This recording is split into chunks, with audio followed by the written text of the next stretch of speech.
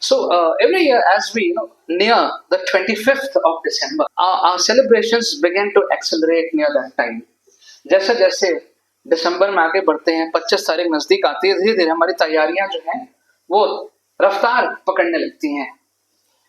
And once the 25th is gone, everything fades off. 25 के बाद सब खत्म हो जाता है. People go off on the vacations, they go back to the jobs, and everything becomes back to normal. 25 के बाद सब लोग छुट्टियों पर निकल जाते हैं, इधर चले जाते हैं, लोग अपनी नौकरी पे वापस चले आते हैं. But for Mary and Joseph, it was a 9-month wait. Maryam और यूसुफ के लिए 9 महीने का इंतजार था. To see that miracle baby. उस आश्चर्य कर्म के द्वारा जो पुत्र बच्चा पैदा होना था उसको देखने के लिए 9 महीने का इंतजार उन्हें करना पड़ा. And at this time of the year, only one month was left. ये जो समय था, करीब करीब 1 महीने का समय बचा है, और 1 महीने के समय अब उनके पास शेष रह गया था. 1 month was left, and we want to see what was happening 1 month before Jesus was born. यीशु मसीह के पैदा होने के 1 महीना पहले या आखिरी 1 महीने में उस परिवार के साथ, उन दोनों के साथ उस समय में क्या हो रहा था. It will be quite interesting to see, कि हम देखें कि क्या हो रहा था. So long before Mary laid the baby in that manger, God was already preparing things. God was moving nations, rulers, families and individuals. बहुत पहले मरियम ने अपने बच्चे को जब चरनी में रखा, उससे बहुत पहले से परमेश्वर ने देशों को, शासकों को, परिवारों को और व्यक्तियों में काम करना शुरू कर दिया था. And today we want to just see how God worked long before Jesus was born. कैसे परमेश्वर ने क्या क्या किया इस संदर्भ में, in today's context, before the birth of Jesus and 1 month before the birth of Jesus. महीना भर पहले परमेश्वर क्या कर रहे थे, उनके परिवार में क्या हो रहा था. And so first of all we should notice that God was completing his work in Mary. परमेश्वर जो थे वो मरियम में अपने एक कार्य को पूरा कर रहे. You can keep the text in mind. In fact, all the Christmas texts are very familiar to us, so I don't think you need to go back, but you can just think about that. Maryam के जीवन में परमेश्वर क्या कर रहे थे. मरियम अपने गर्भावस्था के आखिरी महीने में थी. Mary was in the last month of her pregnancy. Now, needless to emphasize, but all the ladies, they know how important the last month is. I mean, all months are important, but how important the last month is, or the first few months are, especially the last month. अंतिम महीना कितना आवश्यक होता है, ये महिलाएं जानते, पुरुष भी जानते हैं, लेकिन महिलाएं ज्यादा जानती हैं कितना आवश्यक होता है. She was carrying the Messiah, Emmanuel. Messiah, मसीहा उसके गर्भ में था. And for her, it was a season of waiting. More waiting and trusting and enduring. उसका जो समय था उस वक्त, उसमें उसको इंतजार करना था और इंतजार करना था, और परमेश्वर की स्वर्गदूत ने जो कहा था उस पर भरोसा करना था, और वो जो भी समय था उसमें बस उसको रुके रहना था, परमेश्वर का इंतजार करना था. And here we are not talking about a mature lady, by the way. हम लोग किसी बहुत अच्छी वयस्क महिला की बात नहीं कर रहे हैं. We're talking about a teenager. हम एक किशोरी की बात कर रहे हैं. No? When grown-ups like us sometimes act so immature, but here is a teenager. एक किशोरी है, 12, 13, 14 साल की एक लड़की है, और वो इतना सब कर रही है, परमेश्वर पे इंतजार कर रही है, सोच रही है. And just when we see that much regarding Mary, of course there's lots to be discussed about Mary, but we can't do that today. But even this much, if you think of, and we can think of the fact that the Lord finishes his greatest works in hidden places. That's one thing that we can see through Mary's life. In today's time, when someone gets pregnant, it's all over the social media. First of all, यदि कोई महिला आज गर्भावस्था में आती है तो social media पे जाके सारे महीनों की फोटोज एंड बेबी बम्प हर जगह पे लगाते हैं, और महीने महीने waiting, 10 days to go, 60 days to go, 40 days to go, सब लगाते हैं, दिखाते हैं लोगों को। ठीक है, लोग देख रहे हैं, इंतजार, लोग भी इंतजार करते हैं। But here what was happening here, no one knew about it. किसी को नहीं मालूम था। Mary and Joseph knew, and maybe some of the very close family members knew only, and God knew. किसी को नहीं मालूम था। Such a big miracle, such the biggest, greatest miracle taking place in such a hidden manner. And that's what we learn about God, that God accomplishes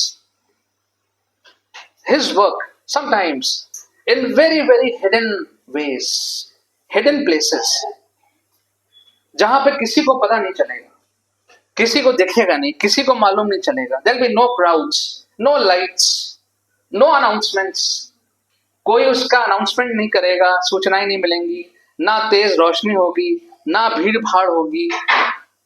And God's greatest miracle was growing silently in the womb of a humble girl. एक बहुत ही दीन स्वभाव की इस किशोरी के घर में इतना बड़ा परमेश्वर का आश्चर्य कर्म धीरे धीरे पैदा बढ़ रहा था। And you see, something to learn from here further, that often, we are looking for God's intervention. We're looking for God's miraculous touch in something. But we don't realize sometimes it's already with us, it's already within us, but not yet visible. Because we all look for signs, we all need a sign, something visible. But God works sometimes in ways which can't be seen. And that is the time when there's a need to trust. कभी कभी परमेश्वर, कभी कभी नहीं, मैं कहूंगा अक्सर, ज्यादातर परमेश्वर ऐसे कार्य करते हैं जब उसका कार्य जो वो करना चाह रहा है आपके जीवन में, वो बात आपके जीवन में उपस्थित है पहले से, लेकिन हमें दिखाई नहीं पड़ रही है। But that doesn't mean that God is not working. God was working in Mary's life. It was not visible, but she was trusting and waiting and enduring. Maryam अपने जीवन में उस आश्चर्य कर्म के लिए रुकी हुई थी, इंतजार कर रही थी। Today's time, we are very impatient. हम लोग कितने ज्यादा धीरज ना रखने वाले लोग हैं। We are all a do-it-yourself generation. हम सब कुछ अपने आप करना चाहते हैं। We have tools, we have all the equipment, we have YouTube to guide us for everything. YouTube के द्वारा सब देख लेते हैं, सब अपने आप करना चाहते हैं। And also whatever we do is very short-lived. जो भी हम करते हैं उसका जो समय है वो बहुत छोटा होता है। Very quickly we get impatient, very quickly we are unsettled, we are anxious all the time. हर वक्त हम व्याकुल रहते हैं, कुछ ना कुछ नया करना है, कुछ ना कुछ खरीदना है, ये करना है, वो करना है। But from Mary we learn to trust God in the silent months. The silent months. वो महीने, वो समय जब बिल्कुल शांत, कुछ नहीं हो रहा है, ऐसा लग रहा है कि कुछ नहीं हो रहा है, लेकिन परमेश्वर अपना कार्य कर रहे हैं। And we need to wait on the Lord. परमेश्वर पे इंतजार करें, ये हम सीखते हैं। He is working on you. वो आप में और मेरे जीवन में कार्य कर रहा है, भले ही प्रतीत ना हो बाहर से कि कुछ हो रहा है। Secondly, we see that God was guiding Joseph through faith. We don't hear many sermons on Joseph. We don't have much talks about Joseph. That's the way it is. I think last week was International Men's Day, but it just went and came back, so it's like that for men and we are used to that. पिछले हफ्ते अंतर्राष्ट्रीय पुरुष दिवस था, लेकिन ऐसे ही रहता है, हम लोग पुरुष उसके अधीन, उसके क्या कहते हैं, उसके आदि हैं। So Joseph over here, but let's talk about Joseph. Let's talk about Joseph. God was guiding Joseph through faith. That was read in Matthew 1:18-25. जो मत्ती में भाई अनुज ने पढ़ा, परमेश्वर यूसुफ को उसके विश्वास में मार्गदर्शन दे रहे थे। Now Joseph again he is also a teenager, young, very young boy. अब यूसुफ जो है, he is also facing confusion and fear. वो भी बड़ा मन में व्याकुल है, वो भी डरा हुआ है. उस समाज की परंपराओं को लेकर के स्वर्गदूत ने कह दिया कि जिससे तुम्हारा विवाह होने वाला है वो तो पहले से गर्भवती होने वाली है. क्या होगा, कैसे होगा, और सारे जो यहूदी जो नियम कानून थे उसके हिसाब से क्या होगा. And so she had planned to leave her quietly. That's what the word of God says. कि उसने निर्णय किया कि हम धीरे से, चुपके से, बिना बताए स्त्री को छोड़ देंगे. But God spoke clarity into Joseph's confusion. That's what we should note. कि जो उसके व्याकुल करने वाले विचार थे, परेशानी के सारे विचार थे, उसमें परमेश्वर ने बहुत सफाई से, स्पष्ट रूप से उसको बता दिया कि क्या करना है, क्या नहीं करना है. God guided him with clarity. The angel said, do not be afraid, मत डर. And what did Joseph do? He accepted Mary and obeyed immediately. He obeyed. उसने तुरंत परमेश्वर की आज्ञा का पालन किया. And so at this time of the year, they were together and they were expectantly waiting for the child to come. दोनों साथ में थे और बच्चे का आने का इंतजार कर रहे थे. And with this, from this we learn from Joseph's life that God guides us and directs us in moments that don't make sense yet.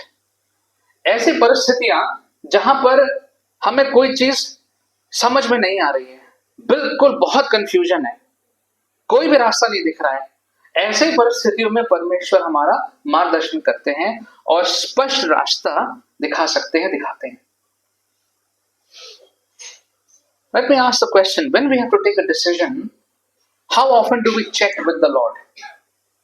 How often do we check with the Lord when we have to take a decision? Small or big.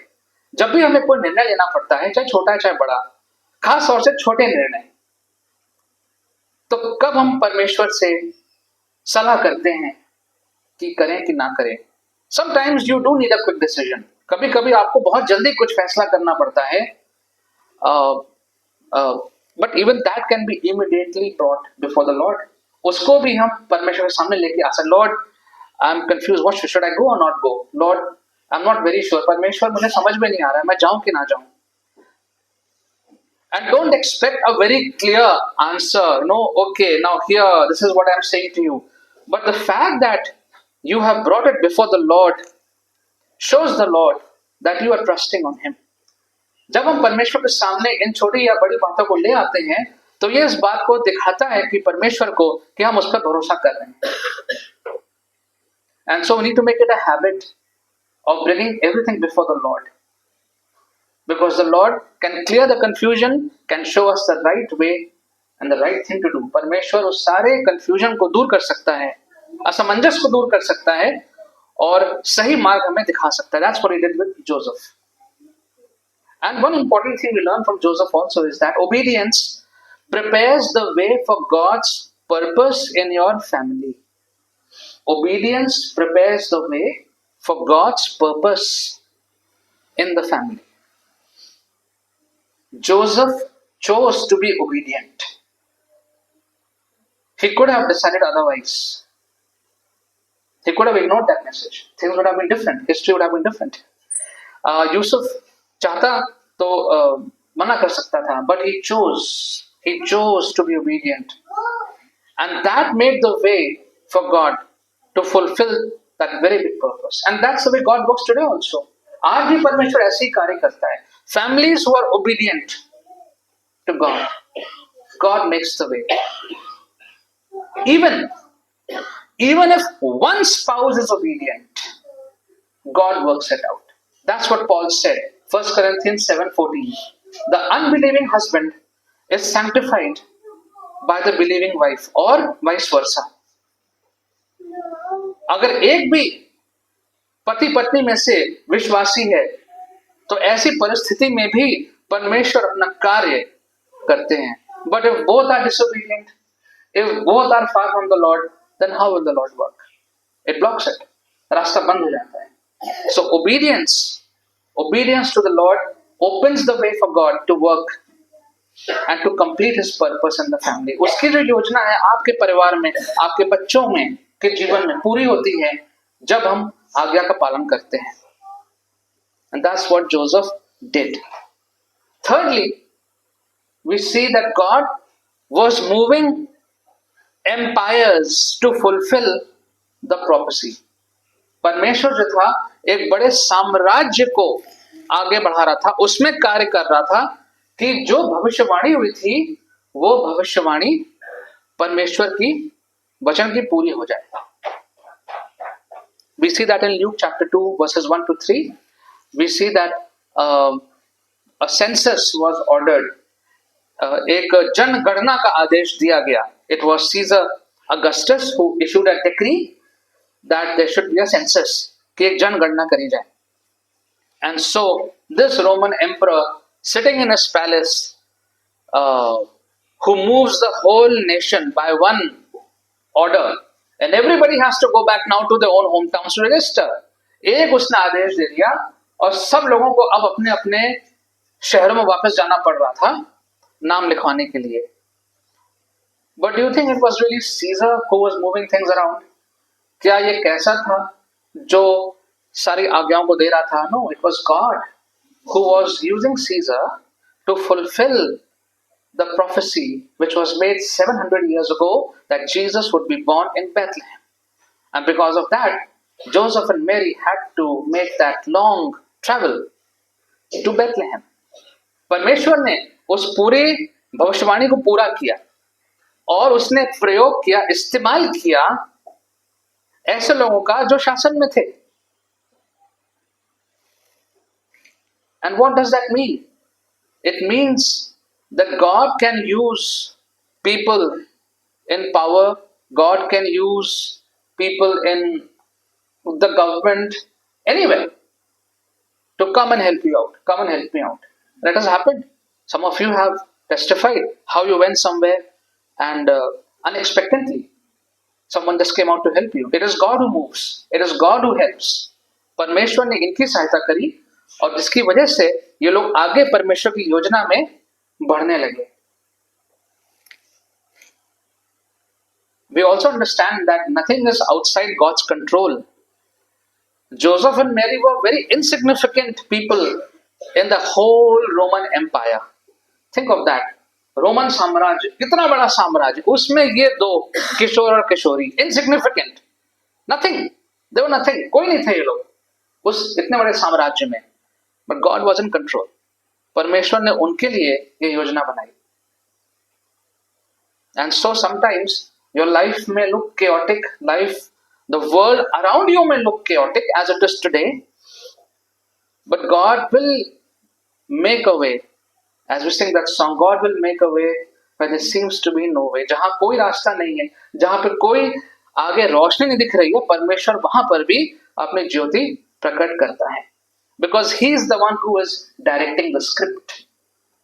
जो हमारा लिखने वाला है वो परमेश्वर है, वो निर्देश कर रहा है हमारे जीवन के लिए. And we see that Joseph and Mary, they together are obeying the Lord. And because of that obedience, they are falling in God's plan.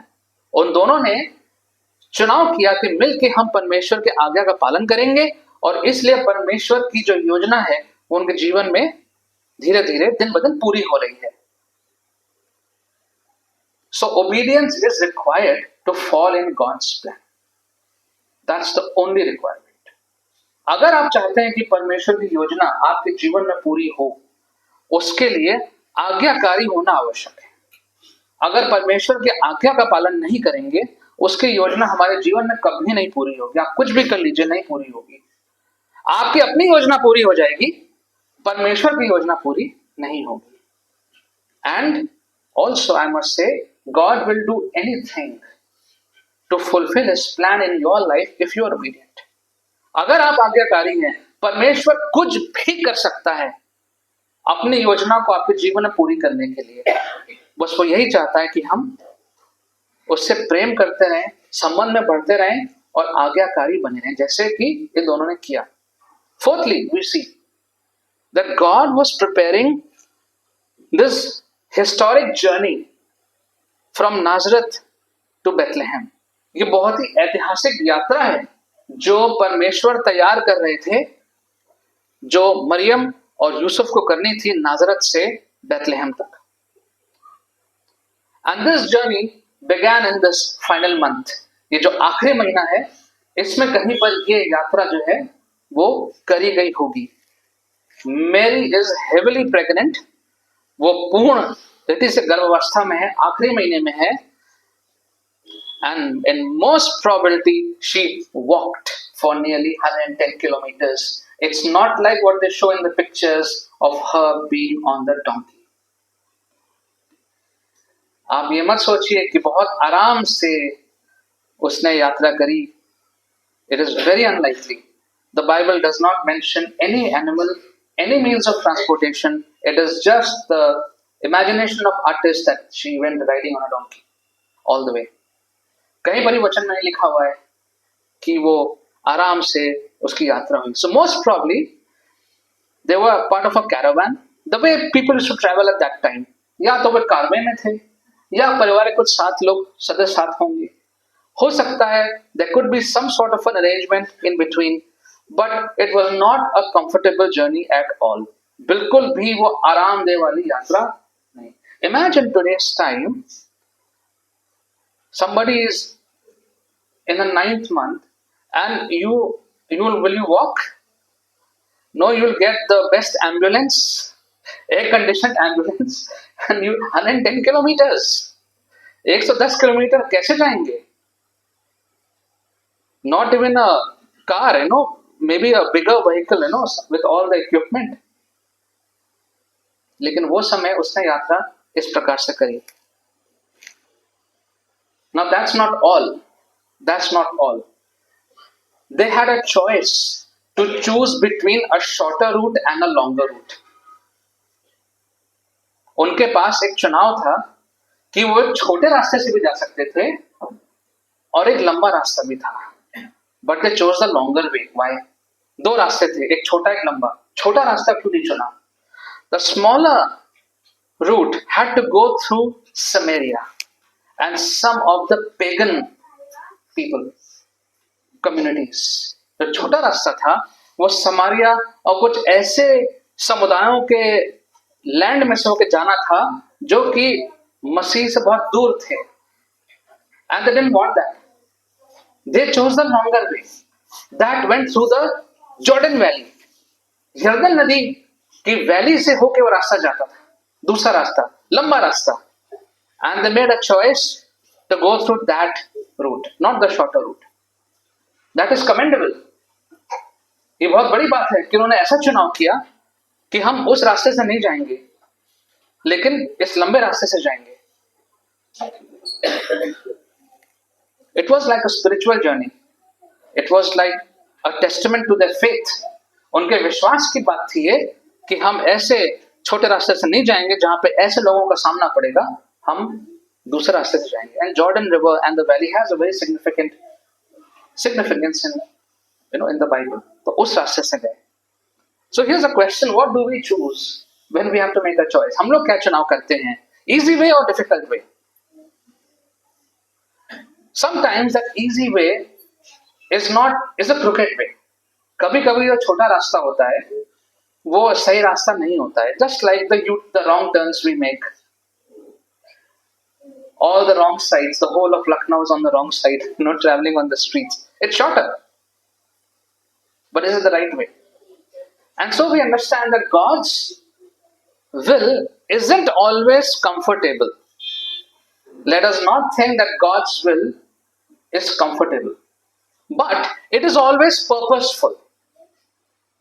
That we can be sure of.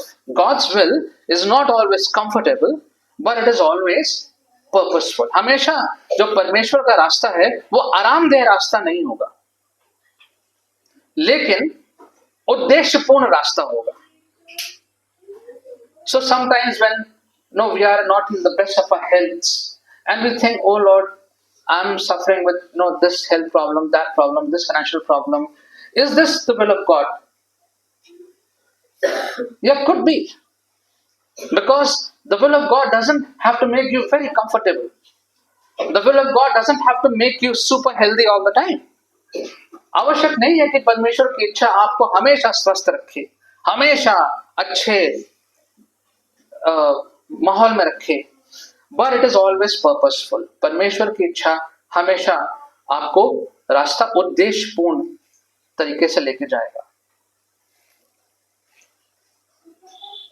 And in the last few sermons preached by Pastor Raja, we are tracing the journey of the Israelites, very difficult journey which they were making. God was teaching them something, but that exactly will lead to the path which God has planned for you. जो रास्ता परमेश्वर ने चुना है आपके लिए, वो रास्ता आपको वहीं लेके जाएगा, भले ही आपको इस वक्त उसमें कष्ट का अनुभव हो रहा है. So what should we do? Trust God even when the road is uncomfortable. आपको आराम नहीं मिल रहा है, अच्छा नहीं लग रहा है, लेकिन भरोसा रखिए. That's what Mary and Joseph did. They just kept trusting the Lord. Imagine taking that journey, such a long journey, and other things that they were facing. They just kept trusting the Lord. And finally, what can we learn? God was perfectly setting the stage for the Savior. The overall perspective is God was setting the stage for a Savior. परमेश्वर उद्धारकर्ता, इस संसार के उद्धारकर्ता को लाने के लिए पूरी तैयारी कर रहा था. गलेशियंस 4:4, गलतियों 4:4 में लिखा हुआ है, when the fullness of time had come, God sent His Son. जब समय पूरा हुआ, then God sent His Son. And so we understand that heaven's or God's clock is never late. परमेश्वर की घड़ी कभी देरी नहीं करती है. The prophecy is fulfilled. The journey from Nazareth to Bethlehem is in motion at this time of the year. Then Mary is ready. Joseph is obedient. Bethlehem is prepared. परमेश्वर की अगर नजर से देखें तो जो भविष्यवाणी है वो पूरी हो रही है. जो उनकी यात्रा है वो इस वक्त चालू है. मरियम तैयार है, यूसुफ आज्ञा का पालन कर रहा है, और बेथलेहम जो है वो भी तैयार है. Not as per our preparation as we would have wanted, but परमेश्वर ने उनके लिए इंतजाम कर दिया था. And so we understand again this morning that God's timing is perfect. परमेश्वर का जो समय है वो हमेशा सही होता है.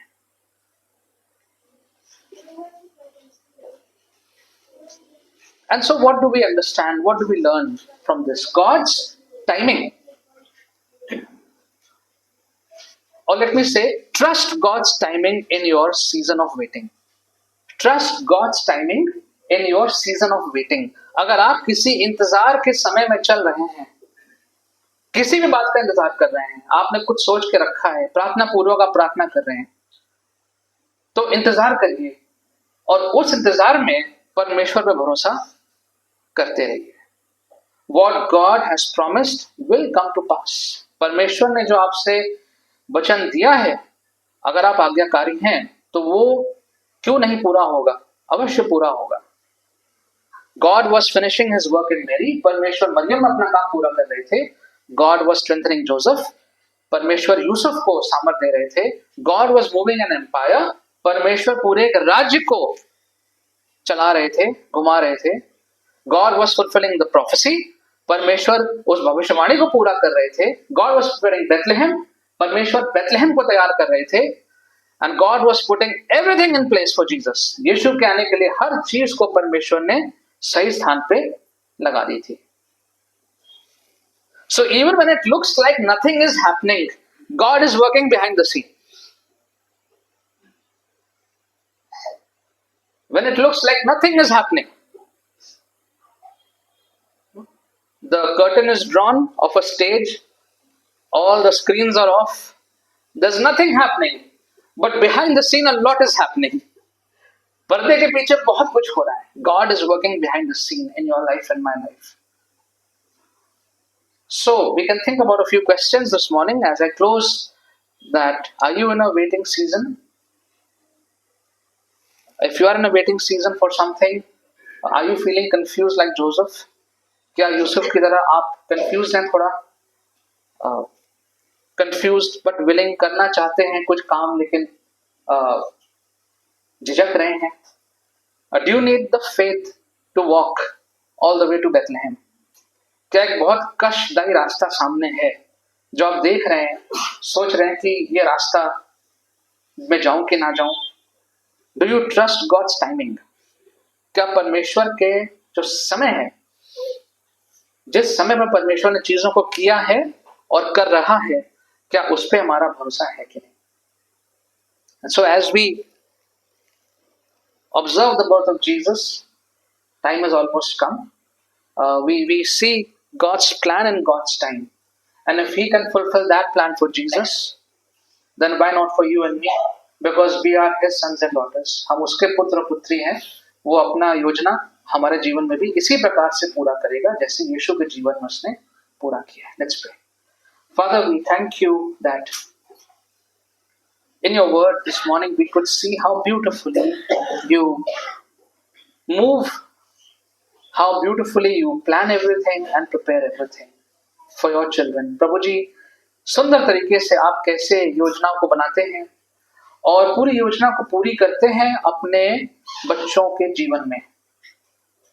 And as we look at the life of Mary and Joseph, we have no doubt, Lord, that in the same manner you also want to fulfill all your plans in our lives. प्रभु जी, जैसे आपने यूसुफ और मरियम के जीवन में अपनी योजना को पूरा किया, आप हमारे जीवन में भी उसी प्रकार से अपनी योजनाओं को पूरा करना चाहते हैं. Help us, Lord, to be obedient.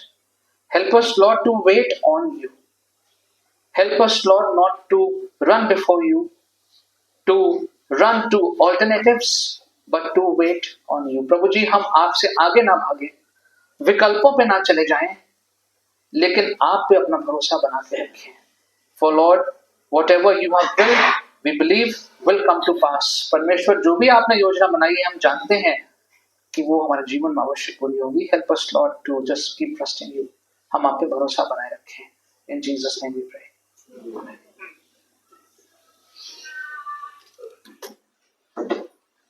In response, let's turn in our Grace Bible Church Songbooks number 191. गीत नंबर 191, He leadeth me, 191.